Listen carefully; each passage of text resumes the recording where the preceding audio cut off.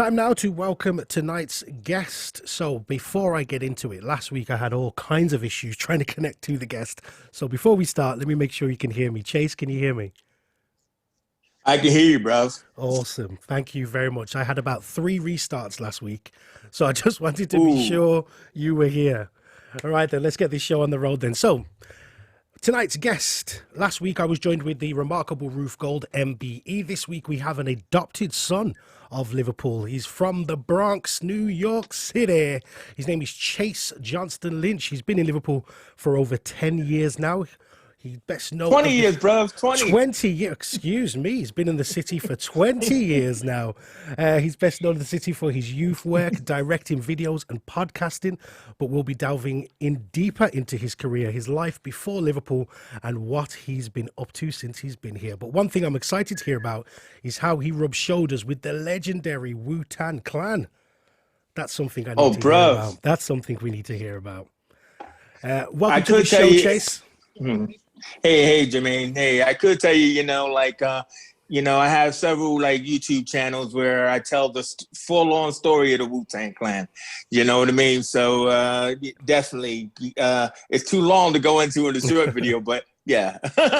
I mean, the main thing about it is, yeah, I used to produce for Genius, the Jizza, and everything. So I was his producer for like about 2 to 3 years before coming to Liverpool and everything. And it's kind of like one of the highlights of my career back there where I was doing hip hop music videos in the 90s. Okay. Were you from Staten Island as well, then, from where they're from?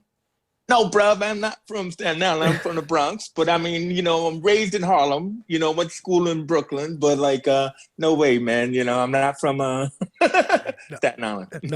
not from the hood, not from the ends. That sounds like you just Not distance from it. those ends. I'm Not from the from other. I'm those from ends. the northern ends. Yeah, the northern ends. Yeah. Well, welcome So, to the evening show, Chase. It's great to have you on the show.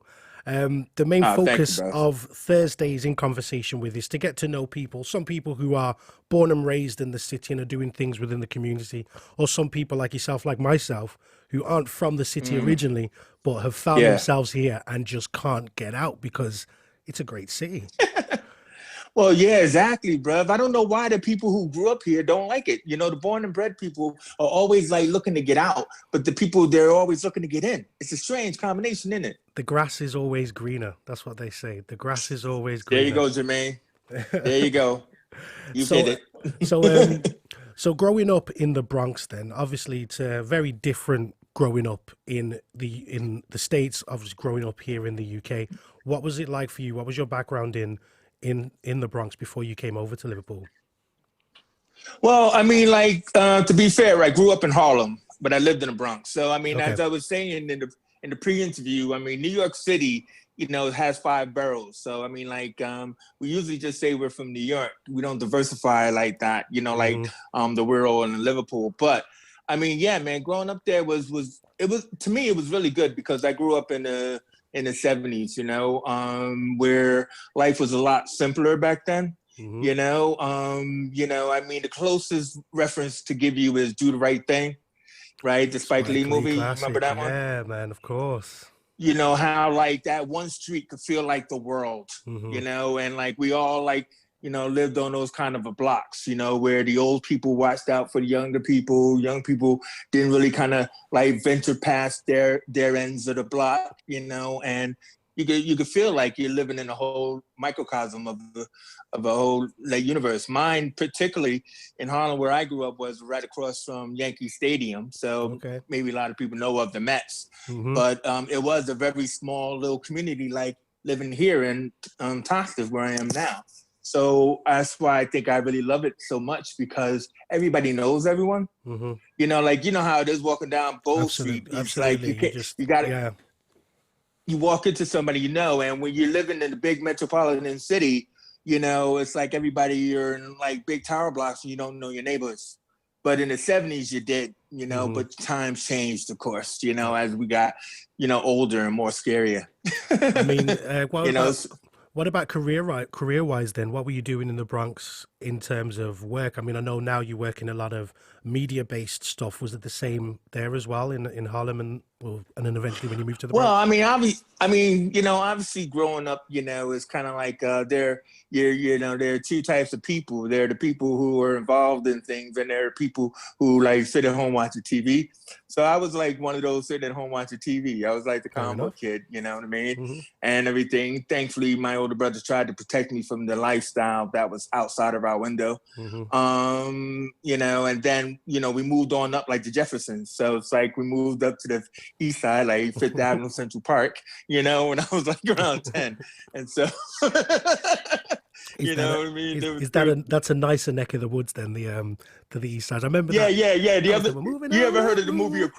Yeah, Exactly. That's what it was. Because if you ever remember, there was a movie called Across 110th Street. So, you get out of Harlem when you cross 110th Street, and then you get Central Park. So, yeah, we moved out when I was like about 10 and everything. So, but I mean, life was good, man. I mean, I was a studious kid, I had because now where we are diagnosing Asperger's and autism and Hmm. stuff like that, it's now a simpler thing. But back then I was just that quiet little kid who stuttered. Okay. Hmm. So the reason why I bring that up is because my creativity was in my mind. Yeah. So I was always, as a kid, writing stories in my own world, creating like concepts like that. And that's why when I got to high school, I had got inspired to become a writer and everything. And I went and I changed directions, because I could have been an electrical engineer and probably be, very rich scientist nowadays. Some girl convinced me I could write, and then we always then I went the other route. we always let the women mess with our heads, man. Totally, man. Totally, man. I'm just saying, dude, don't do it. If you're out there, don't let her do it, bro. I got to keep saying that to my own son nowadays. Now that he's in college now, I'm like, kids, stay away from her. And I bet he listens to you as much as you were listening to your parents or older brothers. Not really, but that's cool. Thank you, bro.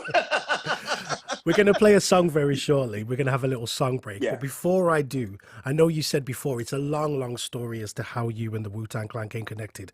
But I got to hear a little piece. A little piece. Oh, yeah. No, definitely. I'll hit you that. When we come back, because I mean, when I got out of college, I went into the Black Filmmaker Foundation, and changes started to happen then. Just before we went into that song, I was trying to get into some of the stories, or at least one of the stories of your connection with how you work with the Wu-Tang Clan. Ganan, who's in the studio, who I know you were chatting to before, she's a big Wu-Tang fan. She loves ODB and Ghostface Killer.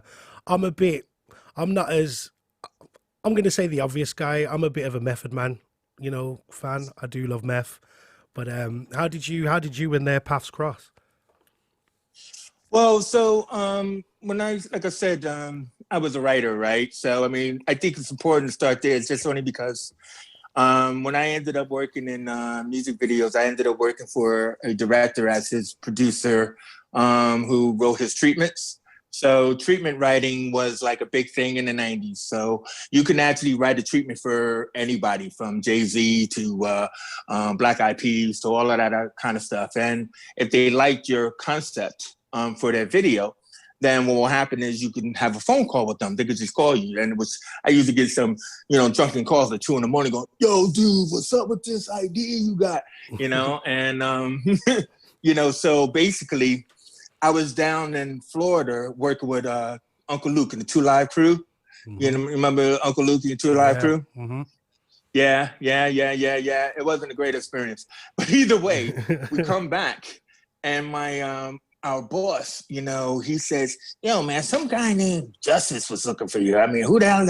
And then my other partner knew exactly who it was. And I didn't even know who it was, whatever. And then so he grabbed the number, ran outside to a payphone and called him up, and it was Genius. And so Genius, came looking for me because he heard that like I wrote treatments, and I kind of like did, videos for other people, kind of like a shadow kind of deal. So what happened is that he knew, which is what the Wu-Tang knew, was that directors get 10% of all the budgets. Mm-hmm. So can you imagine that? I'm not exposing anything. So he wanted to be a director. But then if he was going to be a director, he needed a partner to, write those treatments. And that's Okay. where, he found out that that's what I did. And so all these other kind of artists will be like, hey, if I could get Genius to make my video, they'll pay whatever. And then rest is history. So I became his shadow man All right. and stuff, Okay. and we started making videos together. I mean, I know the Wu-Tang Clan are a bit of a wild group, so I'm guessing They are. that's one of the more PG rated stories you can tell us. So we'll leave it at that one. We won't go too deep. Yeah, I have an ODB story, but I don't think I can tell it to you. We'll save that one for off the air, because I can imagine if it's ODB, it can be nothing but profanity and bad words. But we'll save that one for afterwards. No, it's just really what that kind of story. What? So you came. So obviously, you said to us there you were born and raised in Harlem, moved to the Bronx, and then you ended up here in Liverpool. That's a big jump and a big culture change as well. Why did you end up coming over here to the UK, and then why Liverpool in particular? Well, I mean, obviously, I think, what's difficult sometimes is like, oh my God, you're making a lot of money at a young age. And, believe it or not, you hear the stories all the time. You might see like Disney movies about it, but sometimes you get bored. And like, that's where I was. I was kind of like, oh man, I was bored doing this. And I got contacted, and I met somebody on an early web dating site called America Online and everything like that. And it turns out that she was from Liverpool. And everything like that. And so, basically she came to Liverpool. I followed her here, and the rest is history 20 years later. You know what I mean? Oh, okay. Everywhere you go, there are Scousers. Even in the Bronx, they're like everywhere you go. Well, they're on Scouts are online, but yeah. Everywhere you go, everywhere. So Everywhere you go. So you came here following the classic story of following a woman. Yeah, I did. I followed a woman online and everything like that. 20, That's what 20 happens, years later. 20 years later, are we still talking to said woman? No, we're divorced now, but I mean, we got a beautiful son. That's what matters. Yeah, and you know what? It was a fantastic romance. Don't let me lie, but I don't, you know what I mean, and stuff like that. It was a fantastic romance. Of course, she's a Scouse woman. I mean, we're not Scouse women are amazing. Okay, bros. Amazing, absolutely amazing. You know what? I could say a different word, but then I won't. It'll be in trouble. But yeah, they are amazing. So moving from the Bronx, coming over to Liverpool. Yeah. What was your expectations? Or did you know anything about the city or the country? I had not a clue. I mean, you know what, dude? Everybody was like, you were the stupidest person I've ever met. How could you do that? Like, how could you just take a risk like that? And you know what? It's a leap of faith. Absolutely. I was willing to take a leap of faith there, Jermaine. And I think it worked for me because, well, not really, because everybody I know back home makes more money than I do. You know what, Jermaine? I came here in 2000 when, we were still shooting in film. And the film had just changed to digital. So it was kind of like we had what we call a digital implosion. Everything went to tape and SD cards eventually. So it was like I came at in a way, the right moment in time. But for me, I had to go all the way back to the bottom to rise back up to the top. Yeah. Do you know what I'm saying? And so I think that shows I have strength or something else. I think so. So. Yeah, thanks. I mean, you didn't know too much about the UK. You were told by many people absolutely nothing that you're a crazy guy for even coming over here. You know what it is, man? America, they don't have a clue as to what's going on over here because they don't care because, we let's not go down the political route of America. But what I'm just trying to say is that I only knew about cobblestone streets, foggy gas lights, and Hugh Grant. I had no clue about Liverpool, the Beatles, or anything. So every day to me was a fresh day. Mm-hmm. And I like to look at it as that's what people need. They need to kind of like, because you know how it is when you get sullen in life, everything's the same. But to me, everything was different. Mm-hmm. So I was like this, whoa, wow, this is amazing. What were your first impressions of the city when you came here? Can you remember? My God, dude. When I first came here, my partner lived in Walton. So like she told me this place is like Beirut, and she wasn't wrong. And like and the first place, like she had a whole bunch of friends meet me at a restaurant in the toilets. You know that one down in Penny Lane? That was used to be the toilets. I don't know what restaurant that is now. But can you imagine? I'm like, what the hell? And guess what, bro? I don't know. See, it's me. Everything is about a movie reference. So I was like Antonio Banderas in the 13th Warrior. I could not understand a word anybody said to me. I was like, I was so dumbfounded, and she had to interpret for me for at least about a year, right? Wow. He's saying this, and she's saying that, and then she had to interpret what I was saying to other people, and he's saying this, and he's saying that. You know what I mean? I married an interpreter. Did you? I mean, even though there was obvious communication and language barriers, did you feel welcome in the city when you came here? I felt very welcome until we were in a bar in Walton, and I was having a good time, but my partner all of a sudden said, "We got to go." And I'm like, "Why?" And she said, "Well," and then she told me later, it was like, these guys from the BNP approached her and stuff like that, get him out of here. And then we moved to Tostif. Safer area, you feel in Toxteth. Hey man, I love Tostif, bruv, and that's where I've been ever since. I remember when I'm from Birmingham originally, and when I first came to Liverpool, I moved. I was in student halls, and I obviously, whenever a black person moves to a new place, the first thing you got to find out is, where can I get my hair cut? Like, bro, on Smithtown. Where's the barbers? And everyone was directing me, you go to Smithtown or you go to Toxteth straight away. So as soon as I got into Toxteth, I was like, yeah, this is me. I feel comfortable around here. These are my peoples. Yeah, I got to tell you, man, there's nothing like a barbershop, man, because every barbershop is like the same. It feels like that American barbershop in coming to America, you know what I mean? Because that's where the people gather. That's where they talk. That's where you feel safest, isn't it? So 20 years later, you've got past the language barriers. We've had a divorce in that time as well. What has kept you in the city for those 20 years? Well, one would be the free healthcare. Always a good thing. Always. I had a toothache when I first got here, and I was in panic mode because I had my tooth taken out when I was in the States, and it cost me like I don't know, about like $150 or whatever to get my tooth taken out. And then I was panic mode when I went into that one on Bromlow, and they just did it for nothing. And I was like, what? Yeah. I was like, yeah. Well, this works over here. But no, it's the people, man. Because like I just told you, about Bow Street, walking down Bow Street, you run into somebody, this is the friendliest city, especially if they think you're friendly, right? I mean, meaning that like they want to meet me more than I want to meet them. Mm-hmm. If you get me, Jermaine. Mm-hmm. I don't know what your experience has been, but it helps being like a big Black American guy. No, I understand. I get it too. Like, obviously, I'm not American, but I'm 6'1" and as well, and it's like you do get people kind of. They love you, don't they? And you can see, people love me because there's many reasons. I am very attractive as well. To be fair, you're very lovable. Yeah, I'm very humble. I'm a very humble guy as well, as you can clearly tell. But people will look over, and you can tell that they're looking, and they want to come over and maybe get your story and understand, how you ended up being there, and it's always from a good place usually. Yeah, they're very curious. I mean, Liverpudlians I think it's because Liverpudlians are not even from here. You know what I mean? And they love hearing, like you just said, they love hearing the stories. They love engagement and stuff like that. It's just like, I mean, not with everyone, but they seem to kind of like love it most. You know what I mean? So especially when they hear my American accent. I've been here 20 years, and they still tell me, you still sound like you just got here. I'm like, yeah, I know, but not to Americans.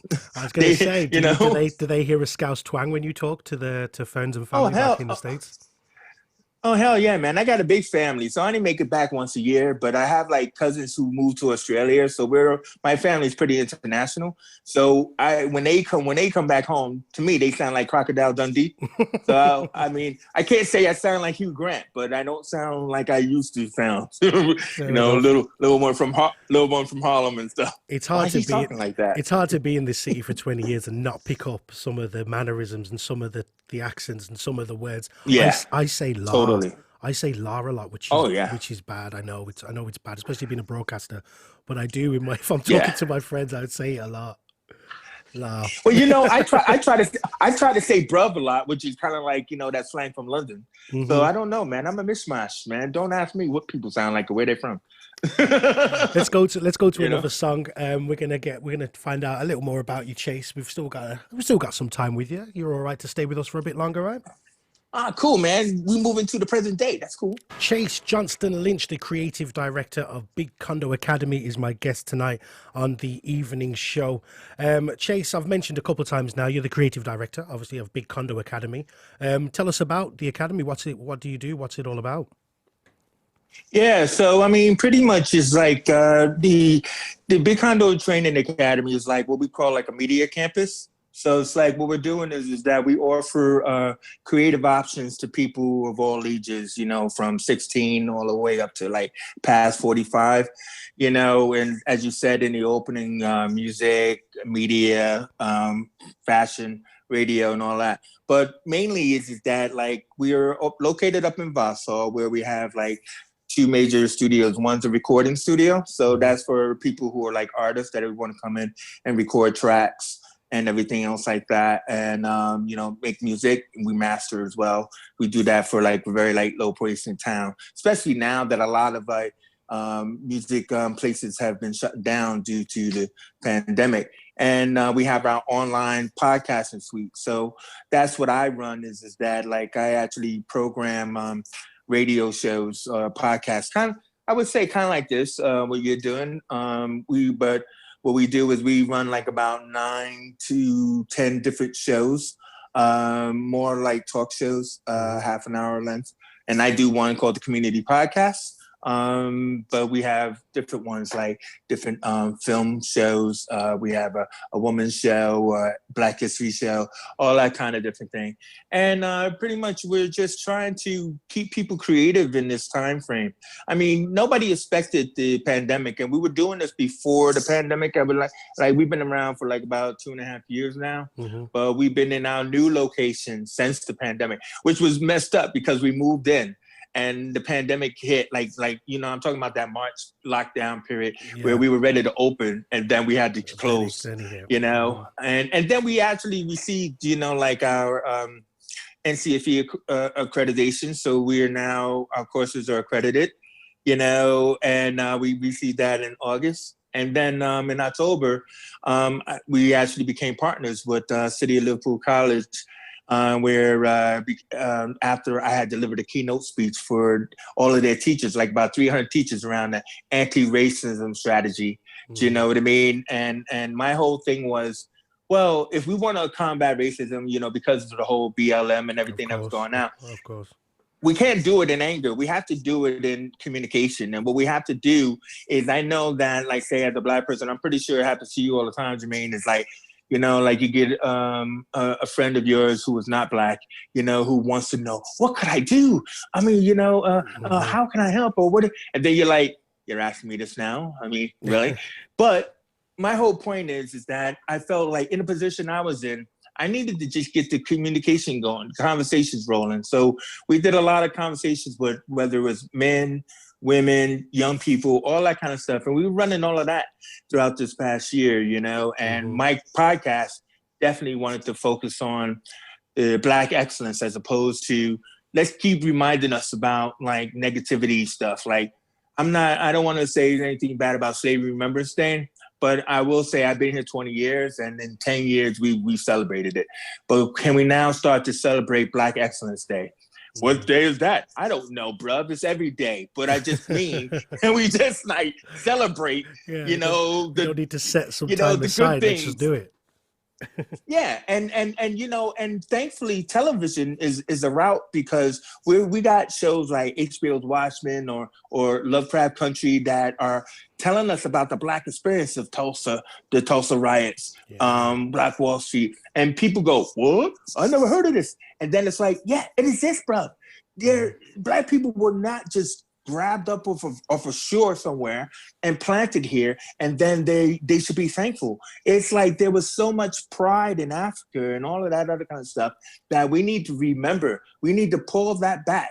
We need to unwhitewash the whitewash and reveal to people that this is what it is. I think there's a lot of fear, but in that aspect, let's celebrate the goodness, and there's constantly, I'm always finding, oh yeah, there was black samurais. What? And everything. I go, I'm back in my mind. The black women in Empress Califia, California was named after a black woman, after a black queen, and everything, and nobody knows this. And I'm like, what? Wow. I keep going, what? I didn't know that either. So, yeah, dude, it's all on the internet, right? It's all in the books that they don't give us. It's all in the books they don't give us anymore. This is not a conspiracy theory. It's real. So anyway, I'm sorry. I did that really fast. But I do want to be able to celebrate that. What we're doing is we're surviving in this thing. The media campus is something that we're hoping that this year would be the celebration. I have two partners, Rosie Rothschild and Blake Emery. We've been really working hard to keep things going. We've now even more COVID protected our studio. So we're going to have a new studio that people will see that my partner's been building and everything. And, we're just trying to stay alive, man.